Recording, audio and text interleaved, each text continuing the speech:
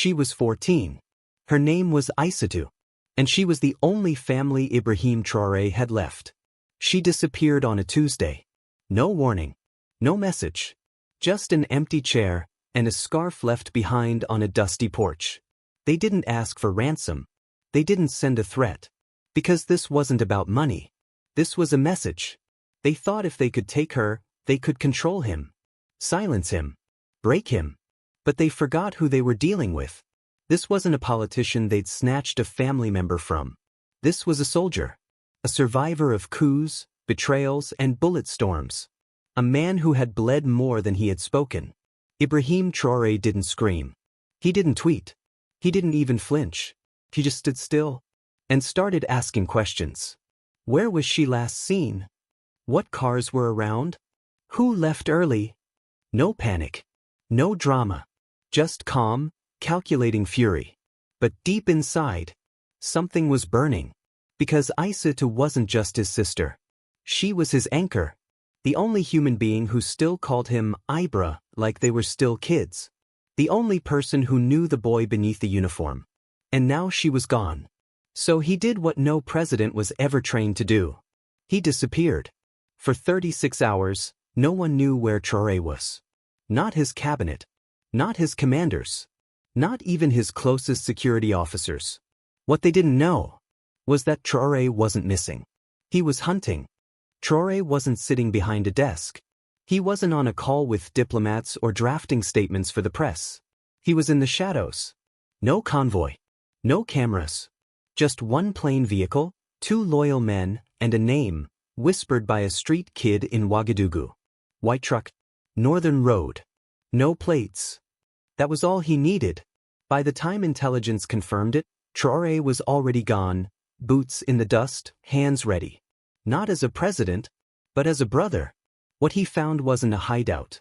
It was a holding cell, disguised as a storage shed on the edge of a broken village.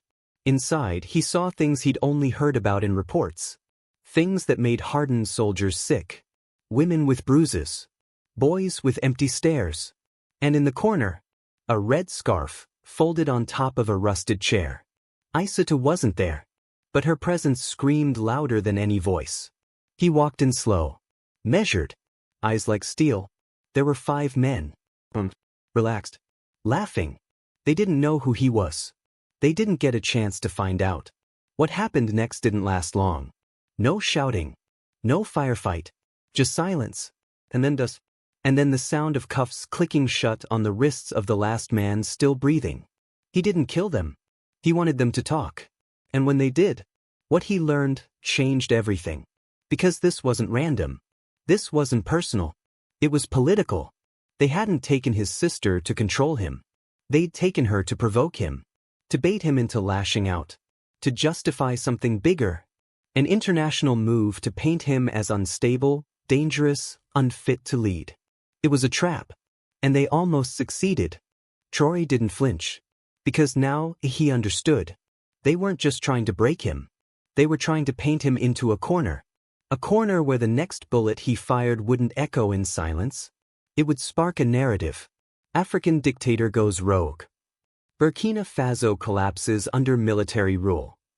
West Africa destabilized by emotional strongman. All headlines they were ready to print. All stories they had already drafted. All just waiting for him to snap. But Traoré didn't snap. He calculated. Instead of striking back, he stepped forward. He called a press conference. No military backdrop. No nationalistic shouting. Just a man in plain clothes. With his sister's scarf folded in his hand. And in front of the world, he said just one line.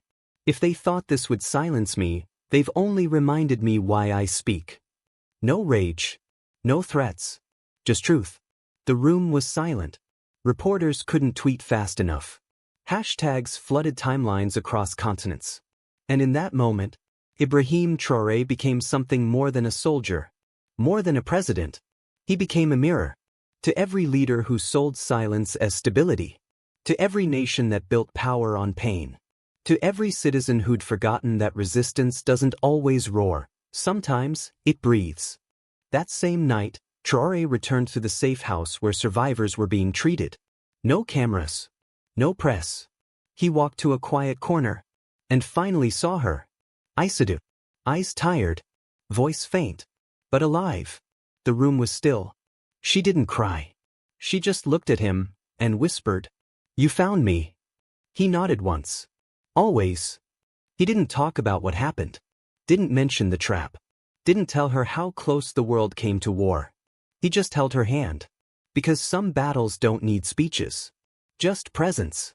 The next morning, Burkina Faso's streets were filled. Not with protests, not with military parades, but with people. Quiet crowds. Holding signs that read, "They took his sister. They tried to break him." But he stood taller. Traoré never released the names of the men responsible. Not because he forgave them, but because they weren't the real threat. The real enemy was the idea that black leadership must always be angry to be strong. That if you don't bend, you must break. And that power must always scream to be heard. He disproved all of it by doing none of it. No violence. No meltdown. Just resolve. And that's why the story didn't end with revenge. It ended with clarity. A brother found his sister. A country found its balance.